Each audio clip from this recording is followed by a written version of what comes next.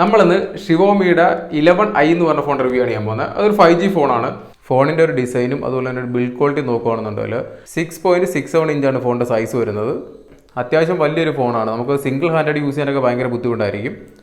എഡ്ജൊക്കെ നോക്കുകയാണെന്നുണ്ടെങ്കിൽ വളരെ ഫ്ലാറ്റാണ്. നമുക്കൊരു ഐഫോൺ 12ഉം 13ഒക്കെ പിടിക്കുന്നൊരു ഫീലാണ്. ഫോണിൻ്റെ ഡിസ്പ്ലേ നോക്കുകയാണെന്നുണ്ടെങ്കിൽ 120 ഹെർട്സിൻ്റെ സൂപ്പർ അമോലെഡ് ഡിസ്പ്ലേ ആണ് വരുന്നത്. ഗൊറില്ല ഗ്ലാസ് 5ൻ്റെ പ്രൊട്ടക്ഷനും വരുന്നുണ്ട്. അതുപോലെ തന്നെ ഫോണിൻ്റെ ബാക്ക് സൈഡ് നോക്കുകയാണെന്നുണ്ടെങ്കിൽ ഫോണിൻ്റെ ബാക്ക് സൈഡിലും ഗ്ലാസ് ആണ് വരുന്നത്. ഗൊറില്ല ഗ്ലാസിൻ്റെ 5 പ്രൊട്ടക്ഷനും വരുന്നുണ്ട്. ബാക്ക് സൈഡിൽ മാറ്റ് ഫിനിഷ് ആയതുകൊണ്ട് തന്നെ ഫിംഗർ പ്രിൻ്റ് ഒന്നും അട്രാക്ട് ചെയ്യില്ല. ഫോണിൽ നമുക്ക് ഒന്നില്ലെങ്കിൽ 2 സിം കാർഡ് അല്ലാന്നുണ്ടെങ്കിൽ ഒരു സിം കാർഡും ഒരു മെമ്മറി കാർഡ് യൂസ് ചെയ്യാൻ പറ്റും. ഫോണിൻ്റെ താഴെ നോക്കുകയാണെന്നുണ്ടെങ്കിൽ സ്പീക്കർ ഗ്രില്ല് കാണാം. അതുപോലെ തന്നെ ഫോണിൻ്റെ മേളിലും ഒരു സ്പീക്കർ ഗ്രില്ല് വരുന്നുണ്ട്. നമുക്ക് ഡ്യുവൽ സ്പീക്കർ സെറ്റപ്പാണ് വരുന്നത്. ചാർജിങ്ങിനായിട്ട് ടൈപ്പ് സി പോർട്ടാണ് വരുന്നത്. 3.5mm ഹെഡ്ഫോൺ ജാക്കും വരുന്നുണ്ട്. ഫിംഗർ പ്രിൻറ്റ് സ്കാനർ വരുന്നത് പവർ ബട്ടണിൽ തന്നെയാണ്. നല്ല രീതിയിൽ വർക്കും ചെയ്യുന്നുണ്ട്, വളരെ ഫാസ്റ്റുമാണ്. നമ്മൾ ജസ്റ്റ് ഒന്ന് ടച്ച് ചെയ്യുമ്പോൾ തന്നെ അൺലോക്ക് ആവുന്നുണ്ട്. അപ്പോൾ നമ്മൾ സാധാരണ ചെയ്യുന്ന പോലെ തന്നെ ഫോണിൻ്റെ പോസിറ്റീവ്സും അതുപോലെ തന്നെ ഫോണിൻ്റെ നെഗറ്റീവുകളും പറയാം. എനിക്ക് ഈ ഫോണിൽ ഏറ്റവും പോസിറ്റീവായിട്ട് തോന്നിയ ആദ്യത്തെ കാര്യം ഇതിൻ്റെ ഡിസ്പ്ലേ ആണ്. 120 ഹെർട്സിൻ്റെ സൂപ്പർ അമോലെഡ് ഡിസ്പ്ലേ ആണ് വരുന്നത്. സൂപ്പർ അമോലെഡ് ഡിസ്പ്ലേ ആയതുകൊണ്ട് തന്നെ നല്ല കളർഫുൾ ആയിട്ടുള്ള അത്യാവശ്യം നല്ല വൈബ്രൻ്റ് ആയിട്ടുള്ള ഡിസ്പ്ലേ ആണ്. അത്യാവശ്യം നല്ല ബ്രൈറ്റ് ആയിട്ടുള്ള ഡിസ്പ്ലേ ആണ്. നമുക്ക് വെയിലത്തൊന്നും പോലും യാതൊരു പ്രശ്നവുമില്ല. അതുപോലെ തന്നെ 120 ഹെർട്സിൻ്റെ പാനൽ ആയതുകൊണ്ട് തന്നെ ഫോൺ യൂസ് ചെയ്യാനൊക്കെ സൂപ്പറാണ്. നമ്മൾ ഗെയിമിങ്ങിലൊക്കെ അതിൻ്റെ സുഖം അറിയുന്നത്. ചില ഫോണുകളുണ്ട് 120 ഹെർട്സ് ആണെന്ന് പറഞ്ഞ് ഡിസ്പ്ലേ ഒക്കെ തരും, പക്ഷേ നമുക്ക് ആ ഒരു ഫീൽ കിട്ടിയില്ല. യൂസ് ചെയ്യാൻ നേരത്ത് 120 ഹെർട്സിൻ്റെ ഒരു പാനലിൻ്റെ ഒരു ഫീലിംഗ് കാര്യങ്ങളൊന്നും കിട്ടിയില്ല. പക്ഷേ ഈ ഒരു ഫോണിൽ നമുക്ക് യാതൊരുവിധ ലാഗുമില്ല. അൾട്രാ സ്മൂത്താണ്. ഫോൺ യൂസ് ചെയ്യാനായിട്ട് ഭയങ്കര സുഖമാണ്. ഈ ഫോണിലെ ഡിസ്പ്ലേ പോലെ തന്നെ എനിക്ക് ഈ ഫോണിൽ ഇഷ്ടപ്പെട്ട വേറൊരു കാര്യം ഇതിനകത്ത് സ്പീക്കറാണ്. ഇതിൽ നമുക്ക് ഡ്യുവൽ സ്പീക്കർ വരുന്നുണ്ട്. താഴെ ഒരു സ്പീക്കർ വരുന്നുണ്ട്, അതുപോലെ മേളിൽ ഒരു സ്പീക്കർ വരുന്നുണ്ട്. സൂപ്പർ സൗണ്ടാണ്. സൂപ്പർ സൗണ്ട് എന്ന് വെച്ചാൽ നല്ല ക്വാളിറ്റി ഉള്ള സൗണ്ടാണ്, നല്ല ക്രിസ്പായിട്ടുള്ള സൗണ്ടാണ്, നല്ല ലൗഡായിട്ടുള്ള സൗണ്ടാണ്. ഈ ഒരു പ്രൈസ് റേഞ്ചിൽ, അതായത് ഒരു 20,000-25,000 രൂപ പ്രൈസ് റേഞ്ചിൽ വരുന്ന ഒരു ഫോണിലും, ഇപ്പോൾ ഉള്ള ഒരു ഫോണിലും ഇത്ര നല്ല സ്പീക്കർ ഇല്ല എന്നുള്ളത് നമുക്ക് ഉറപ്പിച്ച് പറയാൻ പറ്റും. ഇപ്പോൾ എല്ലാ കമ്പനിക്കാരും കോസ്റ്റ് കുറയ്ക്കാൻ വേണ്ടി ആദ്യം ചെയ്യുന്ന പരിപാടിയാണ് അതിനകത്ത് നല്ല വൈബ്രേഷൻ മോട്ടർ കൊടുക്കാതിരിക്കുക എന്നുള്ളത്. നമ്മൾ ചില ഫോണൊക്കെ ഉപയോഗിക്കുമ്പോൾ ഇതിനകത്ത് വൈബ്രേഷൻ മോട്ടർ ഉണ്ടോ എന്ന് പോലും ഓർത്തു പോകും.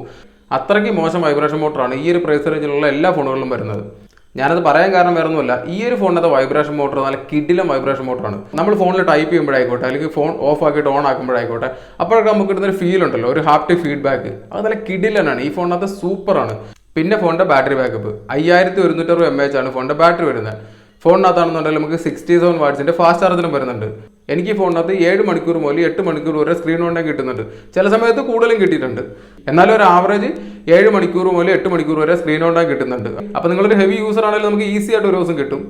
അതുപോലെ തന്നെ ഫാസ്റ്റ് ചാർജർ നമുക്ക് 67 വാട്ട്സിൻ്റെ ഫാസ്റ്റ് ചാർജർ ഫോണിൻ്റെ ബോക്സിൽ തന്നെ കിട്ടുന്നുണ്ട്. അതേക്കാളും നല്ല കാര്യമാണ്. ഇപ്പോൾ കമ്പനിക്കാർ ചാർജർ പോലും തരുന്നില്ല. ഫോൺ വാങ്ങിയ സമയത്ത് ഞാൻ സിമ്മൊന്നും ഇല്ലാണ്ടാണ് യൂസ് ചെയ്തത് കുറച്ച് നാൾ. അങ്ങനെയുള്ള സമയത്ത് എനിക്കൊരു 45 മിനിറ്റ് 50 മിനിറ്റ് മുമ്പായിട്ട് ഫുള്ളി ചാർജ് ആകുമായിരുന്നു. പക്ഷേ നമ്മൾ സിമ്മൊക്കെ ഇട്ട് കുറച്ച് ആപ്ലിക്കേഷൻസ് ഒക്കെ ഡൗൺലോഡ് ചെയ്ത് യൂസ് ചെയ്ത് തുടങ്ങി കഴിഞ്ഞപ്പോഴത്തേക്കും ഇപ്പം എനിക്ക് ഏകദേശം 55 മിനിറ്റോളം എടുക്കുന്നുണ്ട് ഫുള്ളി ചാർജ് ആകാനായിട്ട്. പിന്നെ എൻ്റെ പ്രോസസ്സർ മീഡിയടെക്കിൻ്റെ Dimensity 920 എന്ന് പറഞ്ഞ പ്രോസസ്സറാണ് വരുന്നത്.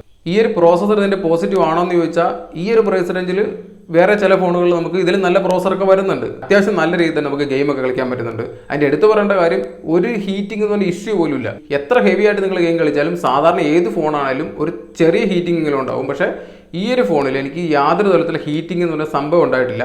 നിങ്ങൾ എത്ര നേരം ഗെയിം കളിച്ചാലും എത്ര ഹെവി ആയിട്ട് യൂസ് ചെയ്താലും മൈന്യൂട്ട് ആയിട്ട് പോലും നമുക്ക് ഹീറ്റ് ആകുന്നില്ല. അതുകൊണ്ടാണ് ഞാൻ ഈ പ്രോസസ്സറിൻ്റെ ഒരു പോസിറ്റീവ് എന്ന് പറയാൻ കാര്യം. ഓക്കെ, അപ്പോൾ നമുക്കിനി ഫോണിൻ്റെ നെഗറ്റീവ്സ് പറയാം. നെഗറ്റീവ്സ് പറയുമ്പോൾ എടുത്തു പറയേണ്ട ആദ്യത്തെ കാര്യം ഇതിനകത്തെ ക്യാമറയാണ്. വേറെ ഒന്നുമല്ല, 108 മെഗാപിക്സലാണ് ഇതിനകത്തെ മെയിൻ ക്യാമറ വരുന്നത്. അതുപോലെ തന്നെ 8 മെഗാപിക്സൽ വരുന്ന അൾട്രാ വൈഡ് ആംഗിൾ ലെൻസും 2 മെഗാപിക്സൽ വരുന്ന മാക്രോ ലെൻസുമാണ് വരുന്നത്. ഈ 108 മെഗാപിക്സൽ എടുക്കുന്ന ഫോട്ടോസൊക്കെ അത്യാവശ്യം വെളിച്ചവും കാര്യങ്ങളൊക്കെ ഉണ്ടെങ്കിൽ നല്ല ഫോട്ടോസാണ്, കുഴപ്പമൊന്നുമില്ല. ഫോട്ടോയുടെ മെയിനായിട്ടുള്ള ഇഷ്യൂ എന്താണെന്ന് വെച്ചിട്ടുണ്ടെങ്കിൽ കുറച്ച് ഓവർ സാച്ചുറേറ്റഡ് ആണ്. ഓവർ സാച്ചുറേറ്റഡ് എന്ന് മാത്രമല്ല, ഷാർപ്പ്നെസ് ഭയങ്കരമാണ്. നമുക്ക് ഓവറായിട്ട് കളറുകൾ ഓവറായിട്ട് ഫീൽ ചെയ്യും. ഇപ്പോൾ ഒരു ഫോട്ടോ എടുക്കുകയാണെന്നുണ്ടെങ്കിൽ അതിലെ കളറുകൾ നമുക്ക് ഓവറായിട്ട് ഫീൽ ചെയ്യും. നമുക്ക് സാംസങ്ങിൻ്റെ ഒക്കെ ഫോണിൽ അങ്ങനത്തെ ഫോട്ടോസ് കാണുമ്പോഴത്തേക്കും നമുക്ക് ഇഷ്ടപ്പെടും. പക്ഷേ ഇതിനകത്ത് നമുക്കത് കുറച്ച് ഓവറായിട്ട് തോന്നും.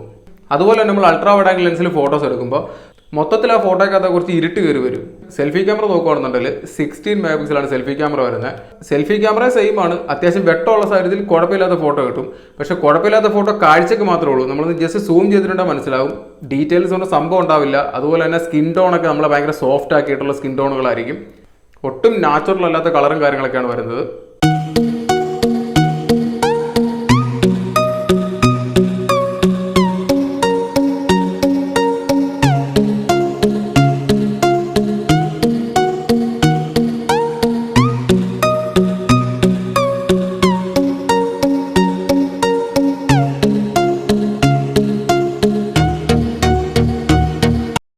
പിന്നെ ഒരു നെഗറ്റീവ് പറയാനാണെന്നുണ്ടെങ്കിൽ ഇതിനകത്ത് പ്രോക്സിമിറ്റി സെൻസർ ചില സമയത്ത് വർക്ക് ചെയ്യുന്നില്ല.